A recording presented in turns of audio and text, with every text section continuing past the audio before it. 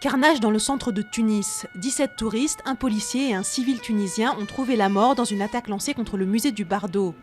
2 assaillants ont également été tués et des Français figurent parmi les blessés. Contrairement aux autres pays ayant connu le printemps arabe, la Tunisie avait jusqu'ici échappé à une vague de violence ou de répression. Devant le mur des lamentations, Benyamin Netanyahou s'engage à assurer prospérité et sécurité aux Israéliens. Au lendemain de son éclatante victoire électorale, l'homme fort de la droite est presque certain d'être appelé à former le nouveau gouvernement. La présidence palestinienne a affirmé être prête à coopérer avec tout gouvernement israélien acceptant un État palestinien.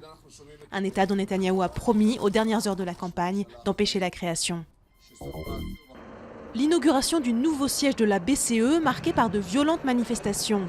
Plusieurs milliers d'opposants à la politique de l'institution s'étaient réunis à Francfort à l'appel d'un collectif anticapitaliste.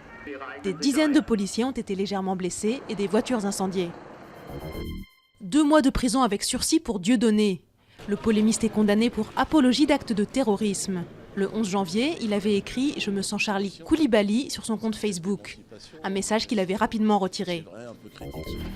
Il s'était échoué sur des plages californiennes, émacié et déshydraté. Ces lions de mer regagnent l'océan Pacifique après avoir été soignés. Plus de 2000 d'entre eux se sont retrouvés en perdition depuis le début de l'année, 20 fois plus qu'à l'ordinaire. En cause, un océan Pacifique anormalement chaud qui raréfie les poissons et crustacés dont se nourrissent ces mammifères.